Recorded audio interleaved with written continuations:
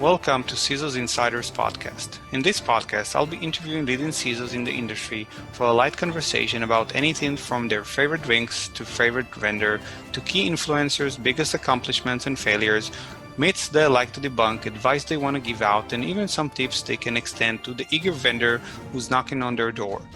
Join us for a light talk. I encourage you to walk away with at least one insight that will help you better yourself or your business. Welcome everybody.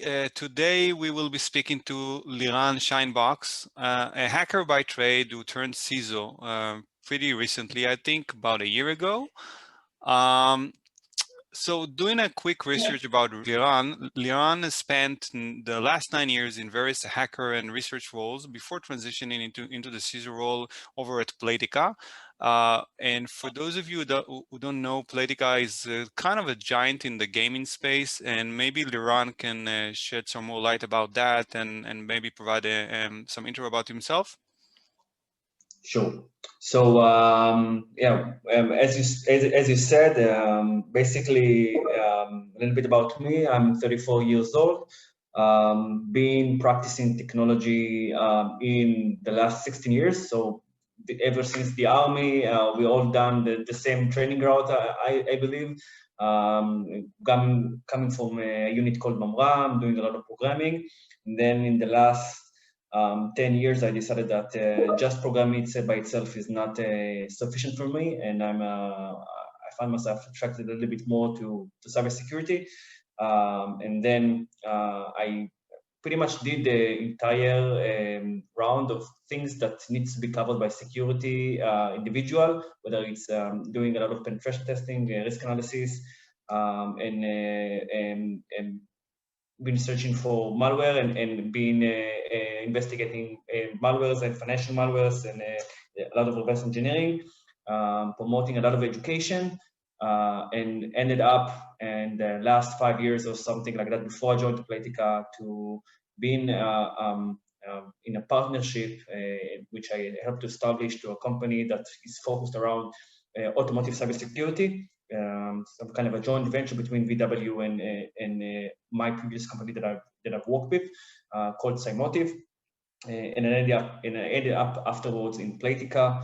And yes, that's a little bit of a long run in a couple of seconds.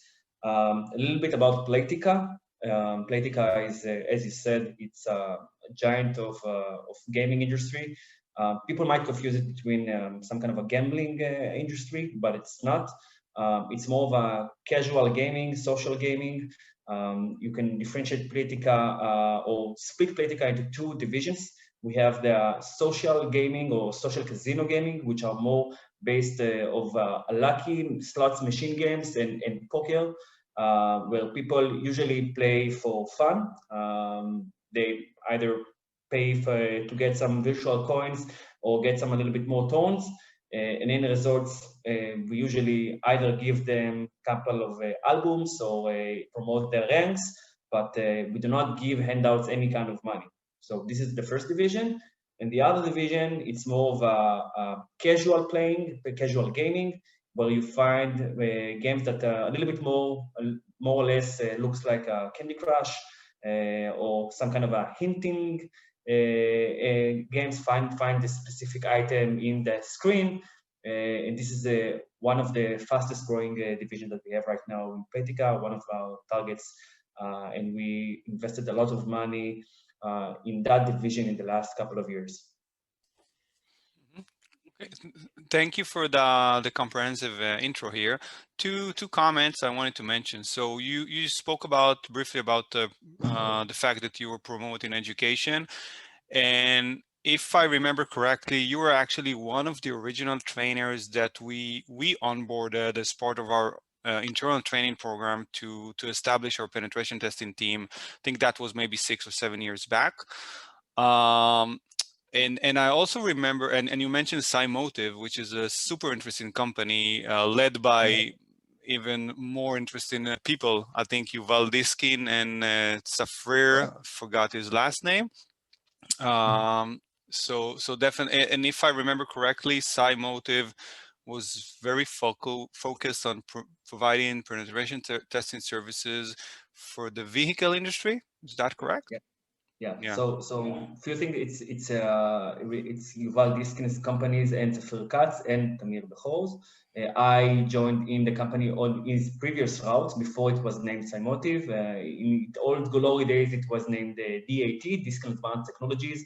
And then we built up the company from scratch until we received an offer from VW to get into a joint venture. And then we ended up to the new company and founded a new company, which now runs under two continents, I think even three. And the company is still doing a lot of things related to the automotive industry, both by providing services and providing software development. So in a sense, they are focusing on red team and blue teams. The red team is the one that's doing a lot of managed services, hacking into the automotive itself and the backends, trying to do like a more of a end-to-end holistic view, trying to understand how you can penetrate the vehicle, how you can penetrate the backend, what's the infrastructure that correlates between them, and like when you hold your phone, and you do the unlock, so you can like exploit the entire vehicle from the back of your phone and do like a 360 degrees to like full exploitation. And the other way around, in the blue team, what they are doing right now is developing the security solution to prevent such thing to happen. So it can be either active mechanism, as we know already in the IT industry, like IDS, IPS, and it could be like more of a proactive mechanisms that sniff the traffic or sniff the internet and seeking for vulnerabilities and stuff like that. That's super interesting. Yeah. Yeah, it's very interesting company, very interesting people, by the way. One of a kind skill sets and one of a kind people. Had fascinating time though. Yeah. Let's move on. I always like to ask a couple of icebreaker questions here, although it seems that we've already like broken the ice. But in terms of marital status, I think you mentioned that you were married. Yeah, so I'm semi-married. I'm with my spouse for 11 years already. We are not married though, but we have our own property. So we bought like our own apartment together. So for her, it's even better than having a ring. She owns right now a property in Tel Aviv, so she's happy. I'm happy, basically we're just waiting out to get things to get a little bit more, right now in a more stable situation that we can move on and maybe even engage more of a marriageal, ceremony. Mm-hmm. Okay. Thank you. And what's your favorite drink? I'm a Scotch guy. I'm a single malt collector. I have, I think, around 25 25 unique single malts that I collect. Some of them are pretty rare that I don't open, but I try. Back in the days before the corona, I used to travel a lot. I think 40 times a year. So every time that I went out, I used to fly. I used to search for specific sales or specific continents with like specific Scotch, and bought those. So yeah, I'm a Scotch guy. Yeah, I'm the same. Also, like single malt, mostly the Scottish versions, like all the Glens. Okay, let's dive right in. So I'm going to ask you a couple of questions. The intent here is basically to have an eye-level conversation and to get our listeners to know you better and possibly gain some insights. What would you say the one thing you wish you'd known when you begin your career? So that's an interesting question. I actually don't have anything that I wish I would have known, but I have something that I am happy that I've done. And this is that I never listened to my parents' advice. And I think to explain it a little bit more, my parents, I'm not alone, an only son. I'm 34 years old, but my parents are quite old and they are still old-fashioned. As I said at the beginning, I started my career in the army, and back the time when I was supposed to get released out from the army, it was 2009, right in the verge of the economic crisis. And my parents are very, very, very old-fashioned. They always approach me and said, "Why do you need to quit? You have like an amazing job. I just got offered like a long-term contract from the army. I had like a clear route to get to the higher ranks in the army, and they thought it's like like a solid career and something that might be good for me. That nothing would be better than that." I was persistent enough, and now that I've been doing that, I was also persistent in the next job when I was like 24 years old, that I wanted to quit, that programming, the first programming gig that I got, and move to cybersecurity. So basically, all around, I moved the opposite direction that my parents wanted me to go. And I think that is one of the best things, listening to my intuition that led me to the points that I am right now. So that's what I'm taking away. Okay, yeah, that's very powerful, and I think we're very similar in that regard. Listen to your intrinsic voice. I think it's very important. But looking back, and you have like 15 years of experience under your belt, maybe 16 years if we combine the military service and your various roles in the civilian world. What would you say your biggest failure was, and what did you take out of it? So one of the things that I think still burns me a little, I think it was 6 years ago. One of the biggest company in the world approached me and asked me to join to lead their cybersecurity department. It was a big position that it was included relocation, and it's still hard. It still hurts. But I was on their interview route, and surprisingly, I was able to excel everything. I moved from interview to interview, coding, and a lot of thorough interviews. And at the end, in those companies, they want you to fly over and engage like the last rounds of interview face to face to see how you're doing. And they invited me. And I said stupidly that I want to take it from home. I'm afraid to take the vacation because I don't want to skip out and take vacation days for interviews. And B, I don't want the company that right now I'm working with to notice that. At the end, when we talked, they told me that I didn't pass the interview. They told me that it was like the final two positions that I was one of the final two contenders. And they told me that there was something about the energy, something that they thought that they were missing. And obviously the other one showed up there and was able to meet with them and talk with them and greet with them.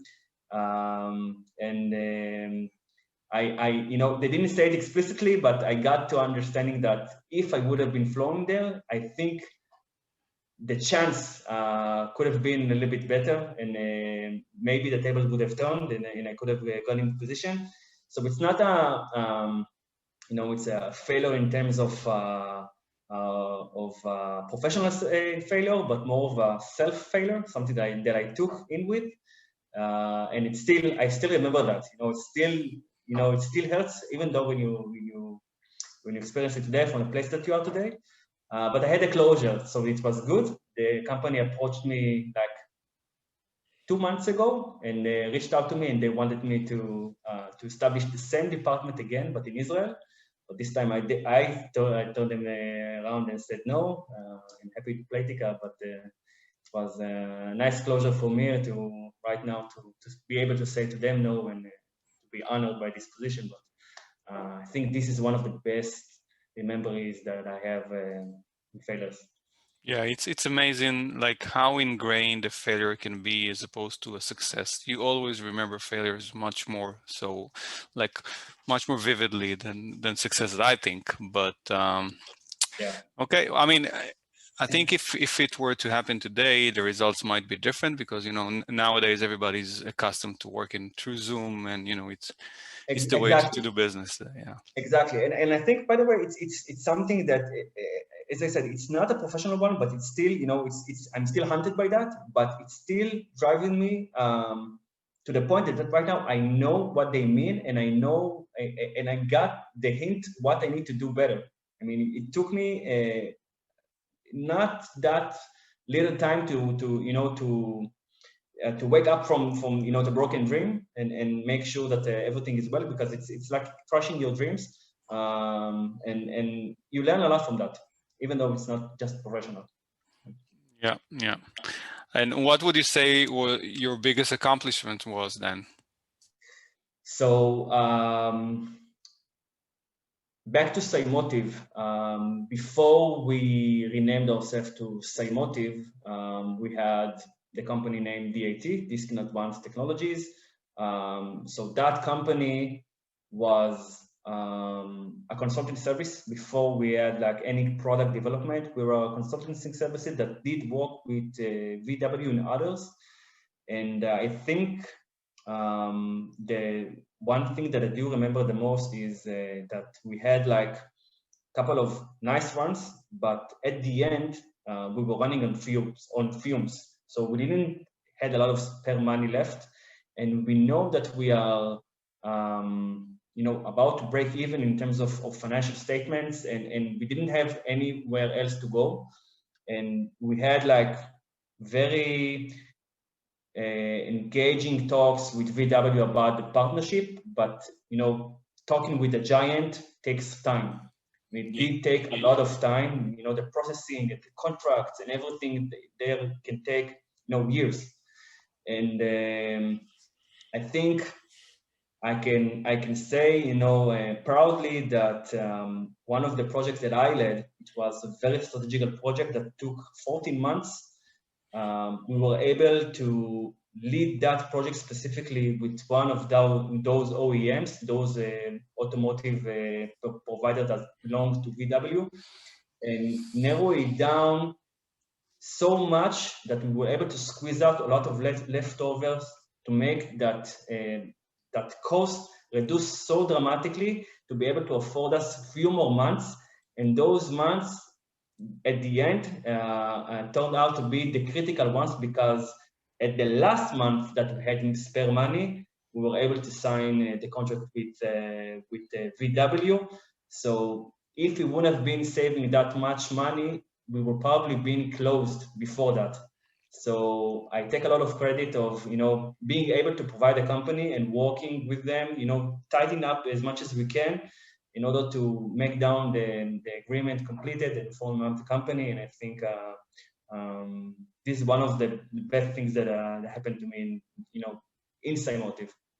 Yeah, and I think that's a very interesting story because I don't think a lot of other employees in your position would understand like that at the end of the day cash flow is king. If you don't have the cash flow, businesses go under all the time due to cash flow problems, especially now in the past year. But okay, that is And very we know important. And we know that consulting services is not that scalable as software programming. I mean, it's very hard to scale it. It's very hard to cheat on it. I mean, you can only make what you have, in terms of persons. Hmm. It was a very tricky position, but we stood there proudly. I mean, this is something that we're very proud of in Cymotiv. Okay, nice, nice. What advice would you give someone wanting to pursue a career similar to yours? The biggest thing that I would usually recommend to people in my age is to be technical. A CISO position tends to split into two positions. The ones that are more of regulatory oriented, and the ones that are a bit more technical service. I believe that the better route would be to be as much technical as you can.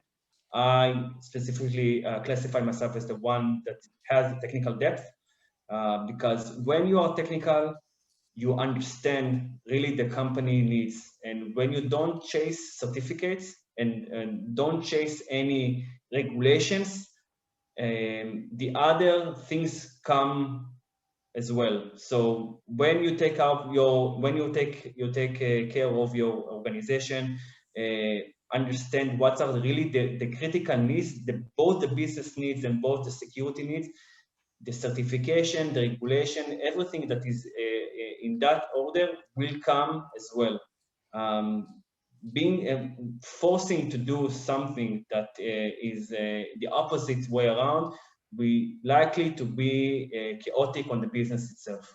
So as advice, be technical, try to really understand how things work, try to understand how, you know, the teams are working, and really try to make an impact on the company, and try to be as vast as, and granular as you can be. Try to understand as much detail as you can and not specifically dive into one specific section. Okay, yeah, that's interesting. That's an interesting perspective, definitely. Um, I tend to think and tend to, when I talk with people that are just starting off, I tend to provide the advice of, trying to create as broadest baseline as you can in terms of, realms of expertise. Like, I think thinking of myself, I did start as technical, but that was in the IT and in the IT space then, and later on I moved to somewhat to software development, but mostly around IT. But I do agree with you that by having a broader baseline and knowing, like knowing IT, knowing DevOps, knowing SecOps, knowing a bit about software programming, that really helps you in the in be able to talk to various stakeholders in the company. So definitely I'm in agreement with you there. But still, it's an interesting interesting perspective that you have, because I'm not Yeah. sure most CISOs would agree with you on on that specific part of like being technical, because I think the shift nowadays, what we're seeing is that CISOs are conceived as part of the business, and being able to talk to the C-level executives. Um, but yeah, I do understand the merits of like having like hands-on expertise there. I don't think it's any conflict. So I also talk with the C-level executives, and I talk with the board, and I talk with the high management on a weekly, monthly, and semi-monthly basis. But being able to understand what you're saying and not being like dictated by your team, and be able to get your own decision and understanding really what's the pain there, and not be driven by regulation, which have their own place. Nothing against regulation. I mean, they are, the core and foundations of keeping an environment or organization safe and secure. But being on the top of things really can get you like into a better place in terms of how do you see yourself and position yourself between other teams, which are not specifically just the management.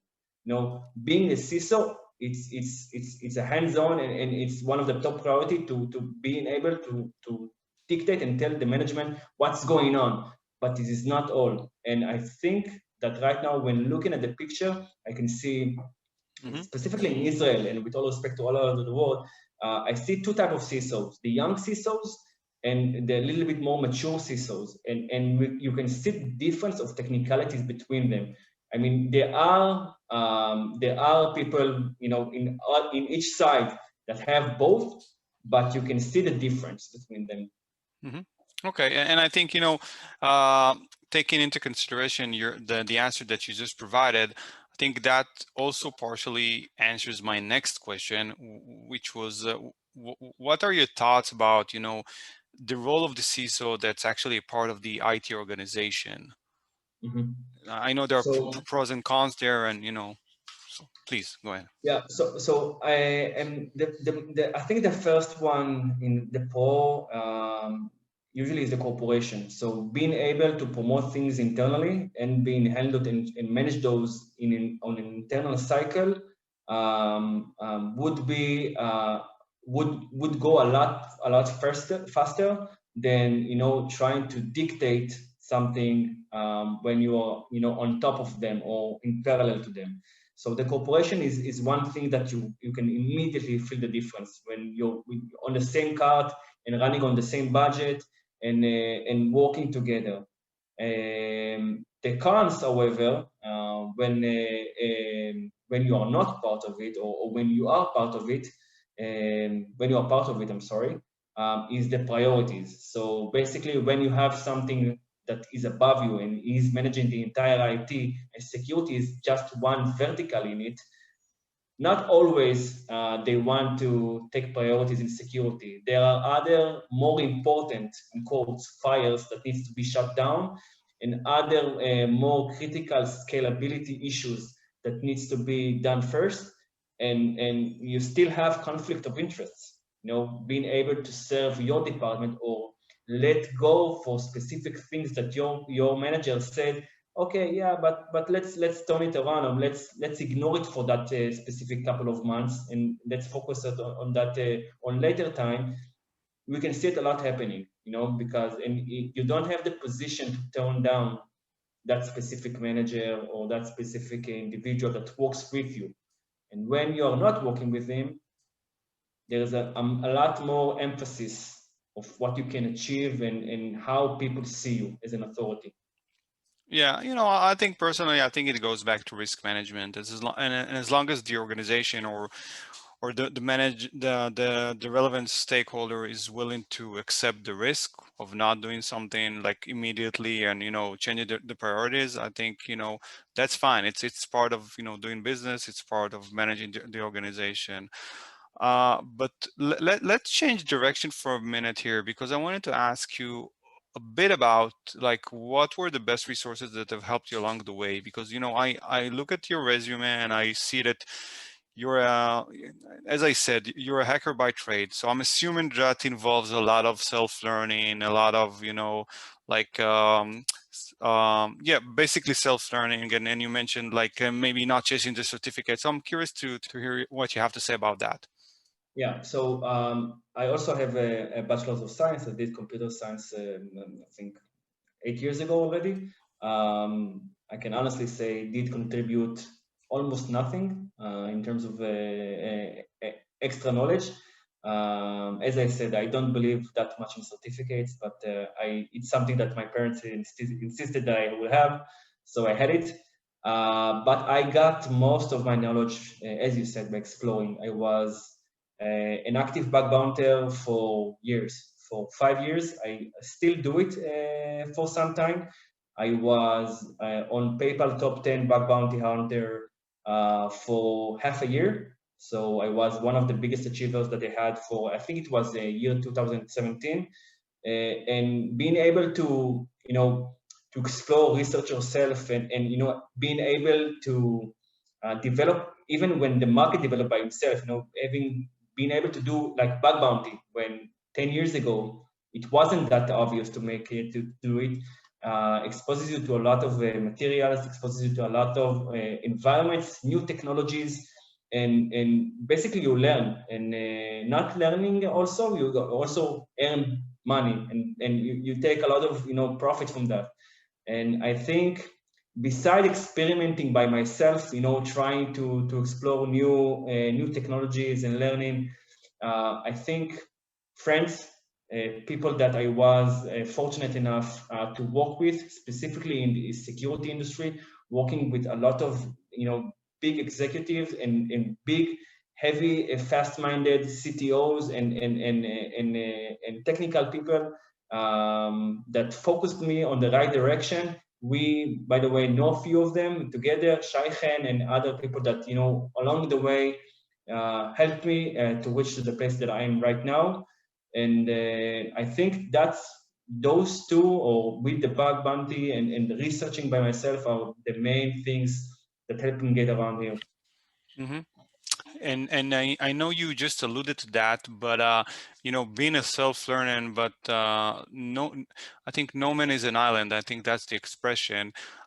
Can you name like, and maybe you've named one already, but can you name like a few individuals that were really, that you consider as, maybe mentors or friends, or, just trusted advisors that you really, you can say, you can say something like, yeah, I contribute some of my success to them? Yeah. So the first one would be Shai Chen. I think he's like the notorious CTO of Hectix, the company that I started working as a security consultant. We are still in great touch, and I think many of the things that I've learned, are entitled to him. I think the first interview that I went with him, he gave me the opportunity to work with him, and I think I wouldn't be here if it wasn't for him. I think basically, when I'm trying to remember myself, back at the days in Hectix, in EY, many of the people there are the most significant ones and that contributed to what I achieved right now. So it's either him and my previous team leader named Oren Khafif, that one that trained me. He's now working on Facebook. Yeah, I know him. And Nif Sela. I think those are the people that I really looked up to back when I was a junior. Yeah, Okay, I okay. think those are.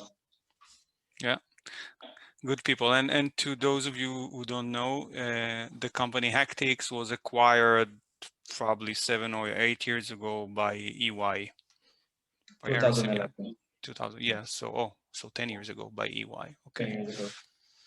Um, is there any one common myth about your profession that you want to debunk? Yes, and I have the fear that I'm also I'm using it, but maybe it's time to lay the grounds.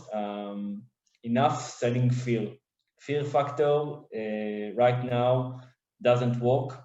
I myself as a CISO and as something that owns the budget, someone that owns the budget, um, really into ROI, really into understanding what a tool or a service could bring my company revenue in, or what can really improve right now our security posture. Um, Being able to mention that if you will not buy this tool or that tool, will probably expose you to this kind of threats or acts doesn't work, I think, already.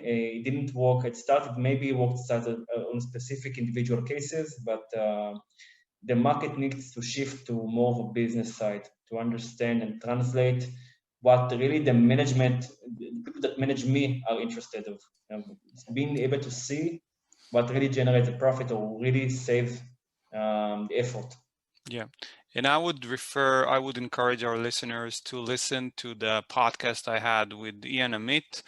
He has a very, I think, succinct and coherent way of explaining that through the podcast. And even if you follow him online, I think he talks a lot about the, like what's the best way to integrate new products and services into your company. Hint, it's never through a cold call, so he never chooses vendors based out of that. um, but yeah, I think you're right there. Enough with the fear tactics and the scare tactics. I agree with you. um, what would you say nowadays are the main concerns that that probably occupy a lot of CPU power in the brains of the common CISO, in your opinion? I believe that most of the CISOs will agree with me. Right now, the biggest pain would be GDPR and everything that is related to privacy. This is one of the biggest threats that we have right now, which is a global thing that we need to take care of.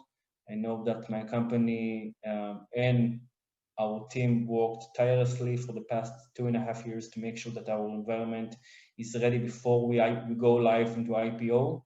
I think the second thing that it's very, it's not that far from it is resource exhaustion.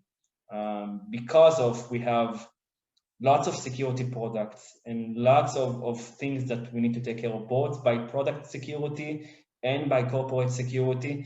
And usually the resource allocation tends not to favor both IT and security, but favors development and marketing and monetization. You find yourself oftentimes swamped with tools, swamped with requests, with production changes and incidents. And the problem is that there are, more demand to successful people, or more demand to people, and less people that are doing the same thing, and being exhausted by doing the same thing and not being doing getting like a backup gets people off rather early. So people walk away easily because they have other temptations in other companies, and that's something that scares the hell out of me. Yeah, and I've seen that with other customers as well. If you're unable to streamline, a certain vertical, or streamline the business in such a way that it's a no-brainer, and you keep, putting a lot of tasks, like the same task over and over again on people's shoulders, that's when they get tired, as you said. So I think really building a process there, or processes actually, and streamlining the business, that's super important, especially when you try to keep like a continuous mode of operations and compliance, and remaining like with your best security posture. So it's super important, in my opinion, as well. Completely agree. Mm-hmm. Can you share a bit, maybe quickly, about your daily routine? Like, what does a typical day look like for you nowadays? Yeah, so it's pretty much the same thing with COVID and not COVID, because right now we're going to the office. But I'm a late bloomer guy. I'm not a morning person. My wife and I don't have any kids yet, so I'm fortunate enough to get up a little bit later than usual people. I wake up at like 7 or 8, when usually people wake up a little bit earlier. I have a morning routine where I usually, for an hour, lay down in bed and trying to do a lot of catching up and updates in that specific hour, but not engaging any talks. So just to consume content and read news and read mails and get up to date with all the activities that I have for an hour. And by the time that I finish those, I usually a little bit more energetic and start being able to start to move. I get to work. I usually drive to work. I don't like to work from home. It's usually impossible. I don't know about the listeners, but we have when I work at home, we have a very good allocation of resources. My wife takes the entire house, and I'm closed up in a small room. So I prefer to go to work and work from my office.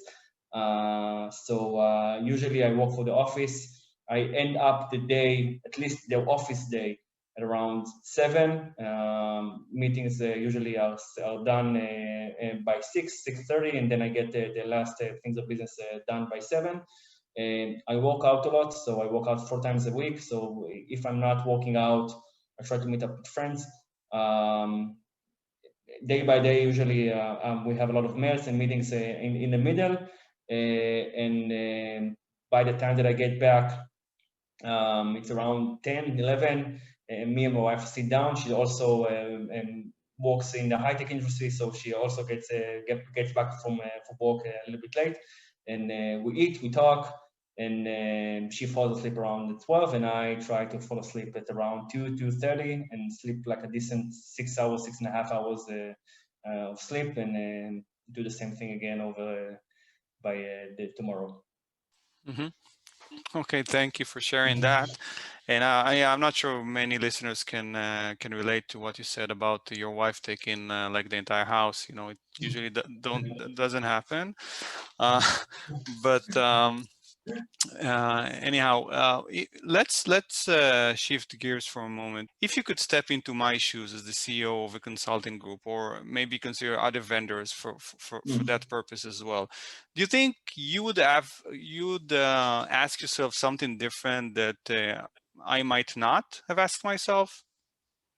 So I think the first and foremost question is what are you trying to accomplish, or what is your biggest driver here? What's the purpose of why are we here together? I mean, in case of if we're trying to sell something, or if you're into a specific product, really trying to understand the problem, really trying to understand the driver behind it, and not just selling stories or just selling the specific idea of what you're trying to approach. I think that's the interesting, or the most interesting question that can be asked. Mm-hmm. Okay. So more clarity about the problem domain, and obviously, talking to CISOs. That's my way of understanding that better. Yes. Now, talking a bit more about vendors, what's the most annoying sales pitch that you've encountered?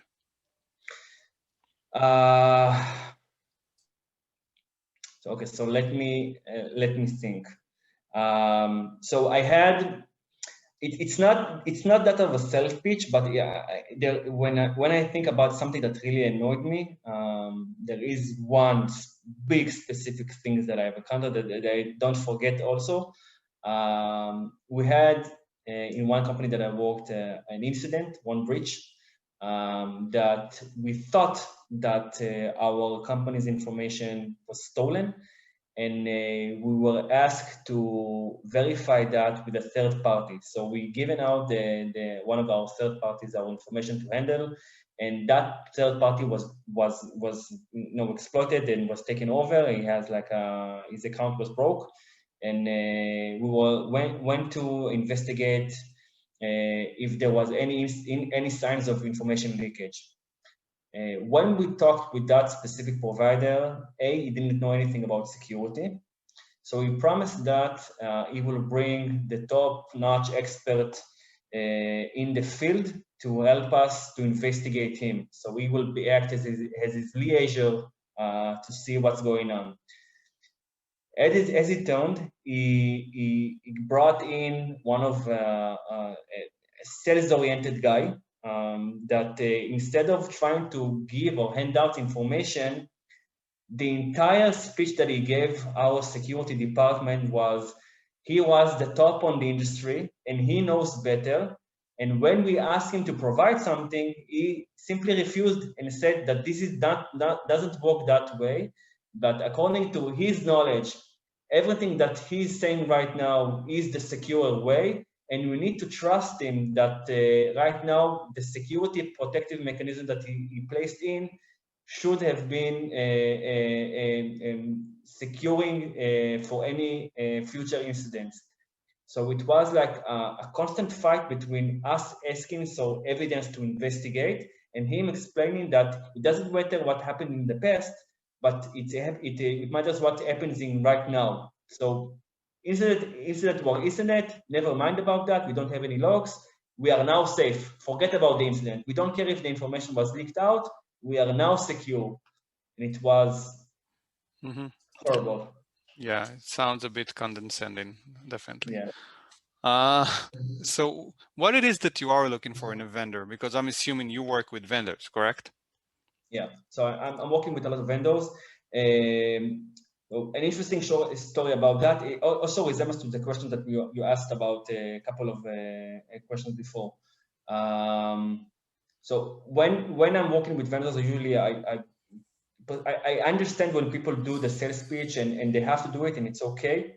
Specifically myself, I usually, when people honestly say, can we skip that? I usually say, yes, let's go for the demo, or let's go enough about the data, enough about the terrain. We know we approached you. But one interesting story that I had to say is we walked around with on engagement with on identities in our company. So we have like a big strategic project in Playtika, identity management, identity access management project, and we interviewed a lot of suppliers. One of them individually, which I would not, disclose the name. We were reached out to him and we were asked for him if we can do a demo for us about the platform. It was a very known platform, very known provider that goes by name, someone that usually has a lot of clients. And the problem was when we reached out to one of the vendors, he didn't do any kind of background research about the company. He thought maybe, I presume, he thought that Playtika is something that is very small in Israel, that doesn't worth that much as we worth right now. So he answered us in mail, not even replied to us by a phone call, that unless we are committing for a contractual agreement, he does not going to do any demo for us. He first wants to see a contract and us committing to the price that they want to provide us, and then they will show us a demo of how the system really works. So just as a clarification, we have never seen the platform. We know about it, we have seen it, but not by the provider itself. So that was very shameful. And specifically that pitch ended the minute that he sent out the mail, and we terminated that engagement on the very start. But that's when you look at someone, I usually have respect to all people that approach to me. Have the same respect back, that if I'm approaching to you, try to do your best and present what you have to present. Well, with all the stories I'm hearing, maybe we should have another podcast in place called Vendors from Hell. I don't know. Do you have any other CISOs in the industry that you look up to? So there are not any specific names, but as I said, I really adore the young CISOs right now. I see that most of the unicorns that we see right now in Israel, the unicorn companies, have young CISOs. We have a couple of groups that we're talking together. All of them have pretty much the same background as I do, coming from the same technical knowledge and have the same agendas. I learned a lot from them, seeing what they are doing, and I think the generation itself, I mean, the young CISO, the people that really love to sharing, love to very much understand what they're doing. Right now, are the people that I'm really looking forward or looking up to. Mm-hmm. Okay, thank you for that, and we'll take this offline. We might be able to connect you to another group that has a lot of CISOs in it. Sure. How can vendors connect to you in a non-intrusive manner then?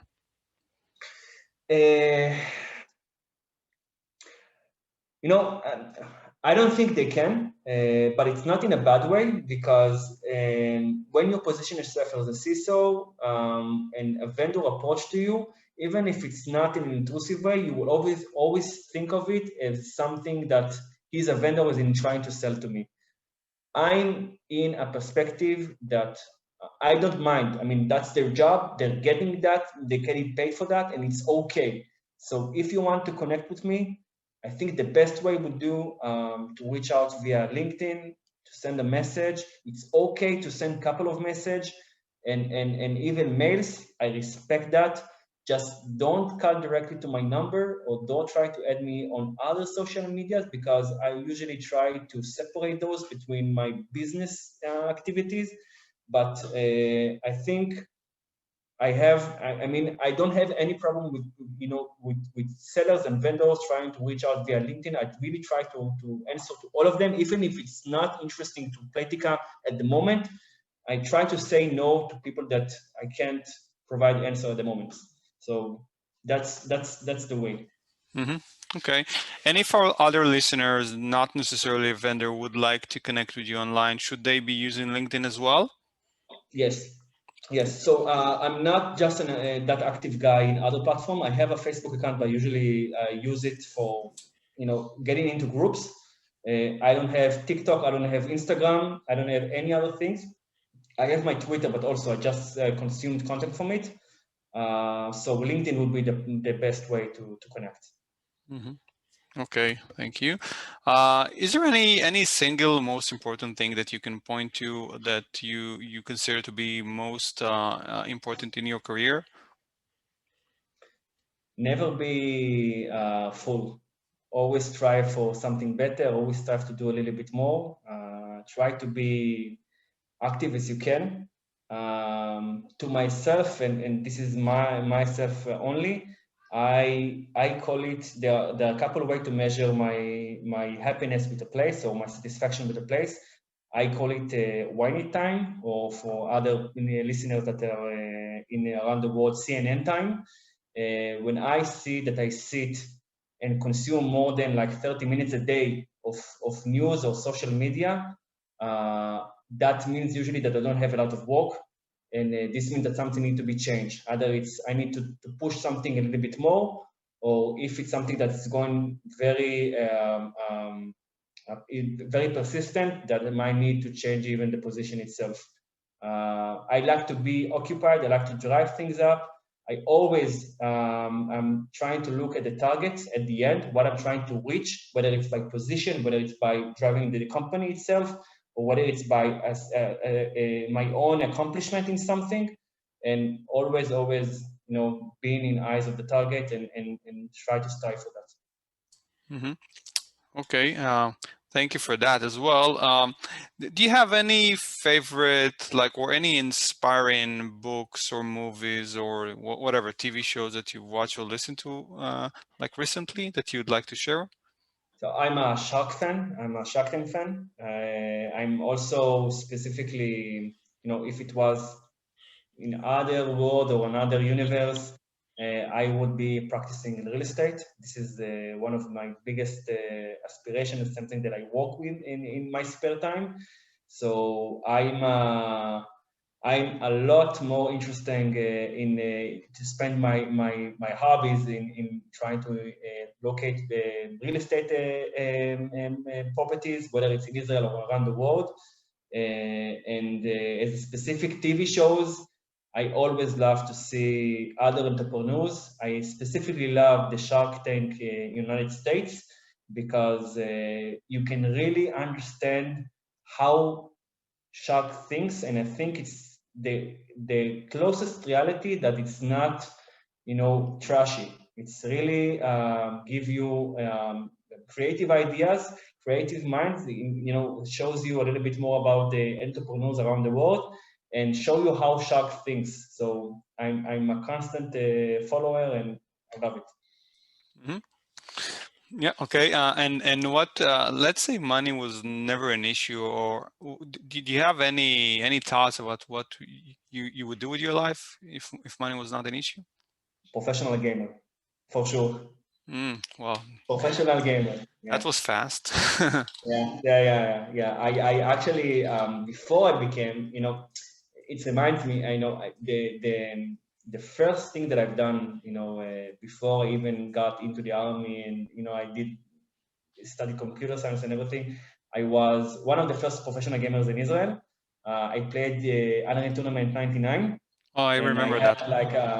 I had like a group. I was second place in Israel for quite some time, and I even had a group that was seventh place around Europe. We played, with ISDA. We had like the horrible ping ever, and being working, being doing or playing game as a professional gamer exposes you by default to a lot of things people right back in the days didn't know, whether it's by configuring bots in IRC or moving to a discussions in specifically IRC in programming bots, getting an administration accounts over specific gaming servers, and exposes you to a lot of technologies by default.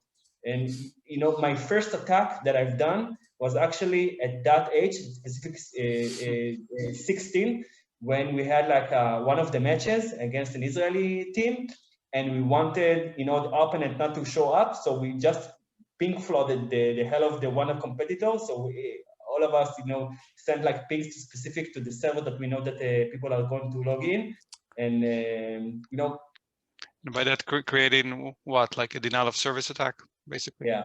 Okay. Yeah. Okay. So if I had the time, I really go back to that. Okay, actually, I have a friend who runs a gaming company in Israel. It's called Overwolf. He's the CEO and founder of that company. Yeah, sounds like a great gig.